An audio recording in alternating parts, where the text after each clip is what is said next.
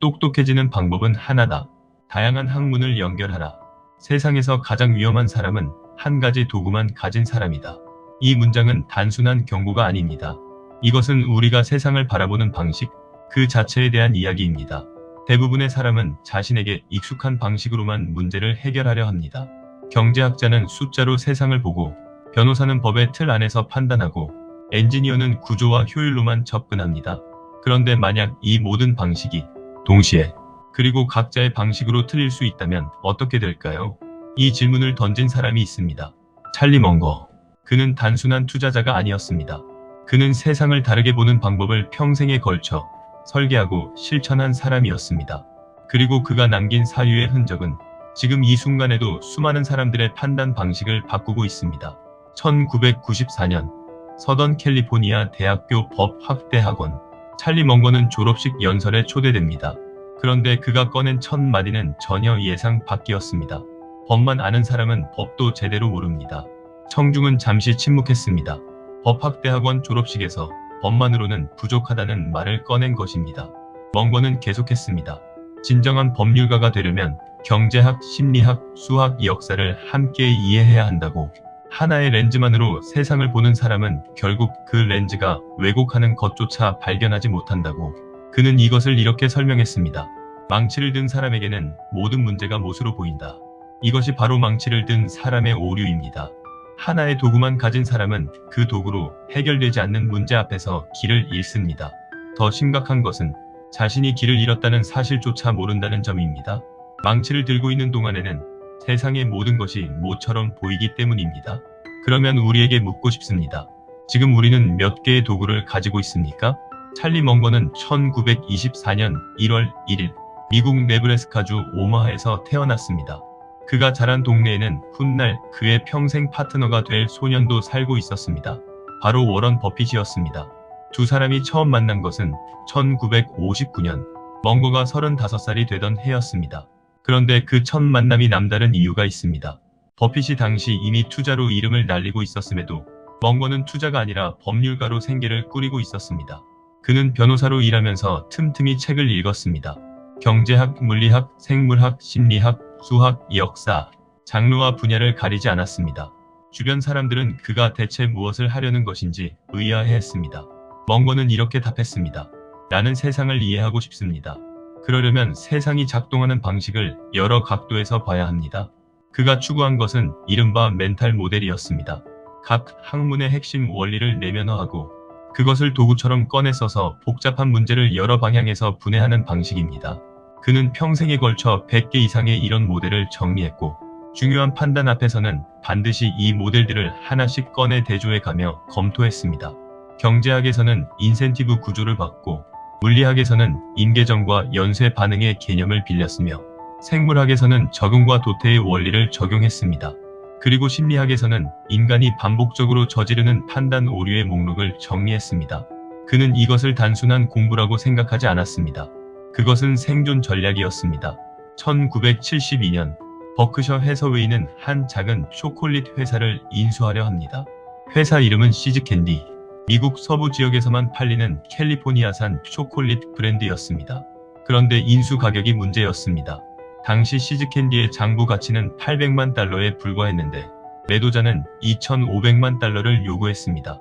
장부 가치의 3배가 넘는 가격이었습니다. 버핏은 처음에 망설였습니다. 그의 스승 벤저민 그레이엄의 가르침은 명확했습니다. 자산 가치보다 비싼 것은 사지 말라. 그런데 먼거가 끼어들었습니다.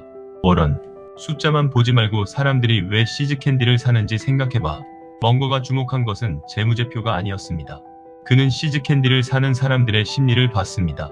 캘리포니아 사람들에게 시즈캔디는 단순한 초콜릿이 아니었습니다. 어머니 날에 드리는 선물, 크리스마스의 빨간 상자, 특별한 날의 감정적 기억. 시즈캔디는 브랜드가 아니라 감정이었습니다. 더 결정적인 것이 있었습니다. 시즈캔디의 고객들은 가격이 올라도 다른 브랜드로 바꾸지 않았습니다. 심리학적으로 말하자면 이 브랜드는 고객의 감정 기억과 연결되어 있어 대체 불가능한 위치를 점하고 있었습니다. 이것이 바로 진짜 해자, 즉 경쟁자가 넘어오지 못하는 방어선이었습니다. 버핏은 결국 먼거의 조언을 받아들여 2,500만 달러의 시즈캔디를 인수합니다. 이후 시즈캔디는 약 50년 동안 버크셔 해서웨이에 20억 달러 이상의 이익을 안겨줍니다. 단 하나의 초콜릿 가게가 멍거는 훗날 이 거래를 이렇게 회고했습니다. 시즈캔디가 없었다면 우리는 코카콜라를 살 생각조차 못했을 것입니다. 시즈캔디가 우리를 교육시켰습니다. 하나의 초콜릿 가게가 두 투자자를 교육시켰다는 이야기. 이것이 바로 여러 학문을 연결하는 사고가 만들어낸 통찰이었습니다. 멍거는 평생 인간의 판단 오류에 집착했습니다. 그는 사람들이 왜 실패하는지, 왜 나쁜 결정을 내리는지를 심리학의 언어로 분석하고 정리했습니다. 그가 정리한 오류 목록은 25가지에 달합니다. 그중 가장 자주 등장하는 것들을 살펴보겠습니다. 첫째, 과도한 자기 확신. 사람은 자신이 옳다고 믿을수록 반대 증거를 무시하는 경향이 강해집니다. 멍거는 이것을 확증 편향이라 불렀고, 이 오류가 개인의 판단뿐 아니라 기업과 국가의 의사결정까지 망친다고 경고했습니다. 둘째, 사회적 증거의 함정. 다들 하니까 나도 한다는 심리입니다. 2000년대 초 미국의 부동산 버블, 2008년 금융위기의 뿌리에는 모두 이 심리가 있었습니다. 전문가들조차 다들 사고 있으니 괜찮겠지라고 생각했습니다. 셋째, 손실 회피 편향. 사람은 이익을 얻는 기쁨보다 손실을 입는 고통을 훨씬 강하게 느낍니다.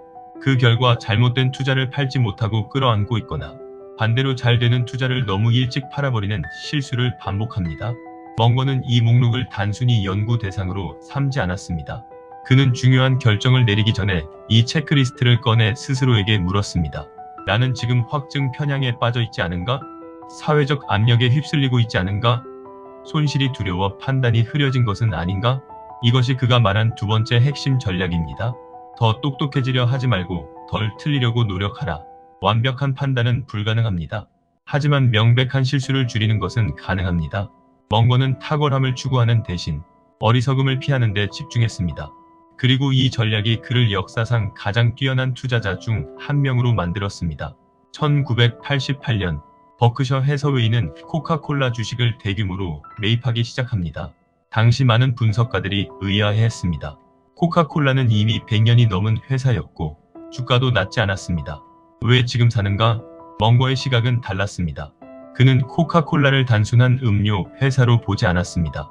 그는 코카콜라가 전 세계 수십억 명의 뇌 속에 새겨진 습관의 브랜드라는 것을 봤습니다. 심리학적으로 코카콜라는 이미 수십 년에 걸쳐 소비자의 반복 행동 회로에 자리 잡은 상표였습니다. 이것은 광고로 만들 수 있는 것이 아니었습니다. 시간과 반복이 만들어낸 것이었습니다. 더불어 경제학적으로는 코카콜라는 전 세계 어디서나 팔리면서도 원가에 비해 극도로 높은 가격을 유지할 수 있는 구조를 갖추고 있었습니다. 물보다 싸게 만들어서 물보다 비싸게 팝니다. 이것이 바로 멍거가 말한 가격 결정력이었습니다. 버크셔 해서웨이의 코카콜라 투자는 이후 수십 배의 수익을 기록합니다. 비슷한 시기에 멍거는 워싱턴 포스트 투자에도 관여했습니다. 단순히 신문사의 수익을 본 것이 아니었습니다. 그는 신문사가 특정 지역에서 가지는 정보 독점력을 봤습니다. 지역 주민들이 다른 신문으로 쉽게 갈아탈 수 없는 구조, 광고주들이 이 신문 외에 선택지가 없는 현실. 이건 역시 하나의 학문이 아니라 여러 관점이 교차하는 지점에서만 보이는 통찰이었습니다. 멍거가 본 것은 숫자가 아니라 구조였고 현재가 아니라 본질이었습니다. 멍거의 독서량은 전설적입니다.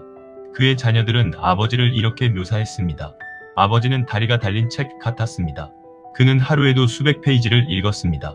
그런데 그가 읽은 것들이 놀랍습니다. 투자 서적이 아니었습니다. 과학사, 생물학 교과서, 심리학 연구 논문, 수학 원서, 역사 전기.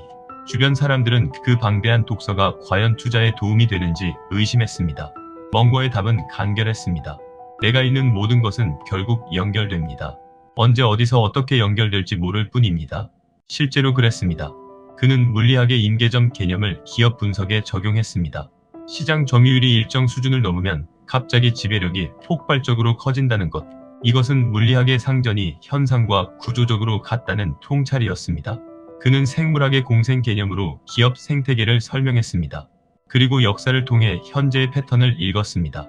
과거에 반복된 것은 미래에도 반복될 가능성이 높다는 것을 알았기 때문입니다. 이것이 그가 말한 핵심입니다. 한 분야의 전문가는 그 분야의 문제를 잘 풉니다. 하지만 여러 분야를 연결하는 사람은 아무도 보지 못한 문제를 발견합니다. 지식의 경쟁력은 깊이에서만 오는 것이 아닙니다. 때로는 연결의 너비에서 예상치 못한 두 개념의 교차점에서 비롯됩니다. 찰리 멍거는 유머로도 유명합니다. 버크셔 해서웨이 연례 주주총회는 매년 수만 명이 참석하는 거대한 행사인데 그 자리에서 멍거의 한마디 한마디는 종종 청중을 폭소하게 만들었습니다. 한 번은 한 투자자가 멍거에게 물었습니다. 어떻게 하면 당신처럼 현명해질 수 있습니까? 멍거는 잠시 생각하더니 이렇게 답했습니다. 쉽습니다. 매일 잠자리에 들 때 오늘 아침보다 조금 더 현명해지면 됩니다. 그걸 70년 동안 하면 됩니다. 청중이 웃음을 터뜨렸지만 이 농담 안에는 그의 진심이 담겨 있었습니다. 하루하루의 미세한 개선, 복리로 쌓이는 지식, 그것이 바로 멍거가 평생 실천한 방식이었습니다. 또 다른 일화가 있습니다. 한 젊은이가 멍거에게 어떤 분야에서 커리어를 쌓아야 하느냐고 물었습니다. 멍거는 이렇게 답했습니다. 당신이 가장 능력 있는 사람이 될 수 있는 분야를 찾으세요. 그 분야가 어딘지 모르겠다면 지금보다 더 많이 읽으세요. 그는 화려한 처세술을 가르치지 않았습니다. 대신 가장 단순하고 가장 어려운 것을 말했습니다. 읽고 생각하고 연결하라. 멍거는 99세의 나이로 2023년 11월에 세상을 떠났습니다. 그가 마지막까지 손에 쥐고 있던 것은 책이었다고 전해집니다. 멍거의 사고방식이 만들어낸 결과를 숫자로 보면 더욱 놀랍습니다. 그가 버핏과 함께 버크셔 해서웨이를 이끈 수십 년 동안 이 회사의 주가는 초기 대비 수천 배 이상 상승했습니다. 단순히 재무제표를 잘 읽어서 이룬 결과가 아니었습니다. 멍거가 기여한 것은 판단의 틀을 바꾼 것이었습니다. 버핏이 스스로 인정했습니다. 찰리는 나를 진화시켰습니다. 나는 그 없이는 지금의 버크셔를 만들 수 없었을 것입니다. 단순히 좋은 기업을 싸게 사는 것에서 훌륭한 기업을 적정 가격에 사는 것으로 이 사고의 전환이 버크셔를 세계 최고의 투자 회사로 만들었습니다. 그리고 이 전환을 가능하게 한 것은 멍거에 연결하는 사고였습니다. 그가 평생에 걸쳐 증명한 것이 있습니다. 판단의 질은 지식의 양이 아니라 연결의 깊이에서 결정된다. 찰리 멍거는 천재가 되라고 말하지 않았습니다. 그는 오히려 이렇게 말했습니다. 나는 단지 어리석음을 피하려 했습니다. 그것만으로도 놀라운 결과가 따라옵니다. 그가 제시한 방법은 화려하지 않습니다. 다양한 학문의 핵심 원리를 익히고 그것을 서로 연결하며 판단 오류의 목록을 점검하고 매일 조금씩 더 현명해지는 것, 이것이 전부입니다. 하지만 이것은 동시에 대부분의 사람이 하지 않는 것이기도 합니다. 왜냐하면 어렵기 때문입니다. 하나의 분야만 깊이 파는 것도 이미 쉽지 않은데 여러 분야를 연결하는 것은 훨씬 더 많은 시간과 노력을 요구합니다. 그러나 멍거는 말합니다. 그 어려움이 바로 경쟁력이라고. 대부분이 하지 않기 때문에 하는 사람에게는 압도적인 이점이 생긴다고. 이제 우리에게 묻고 싶습니다. 우리는 지금 몇 개의 렌즈로 세상을 보고 있습니까? 혹은 하나의 관점에 갇혀 있는 건 아닐까요? 아니면 여러 가능성을 연결하고 있습니까? 세상은 점점 더 복잡해지고 있습니다. 단순한 사고로는 보이지 않는 문제들이 늘어나고 있습니다. 이럴 때 필요한 것은 더 많은 정보가 아닙니다. 더 넓은 관점, 그리고 그것을 연결하는 능력입니다. 찰리 멍거는 그 방법을 이미 보여줬습니다. 이제 그 길을 걷는 것은 우리의 몫입니다. 여러분들의 생각을 댓글로 나눠주세요. 여러분이 가진 가장 강력한 멘탈 모델은 무엇인가요?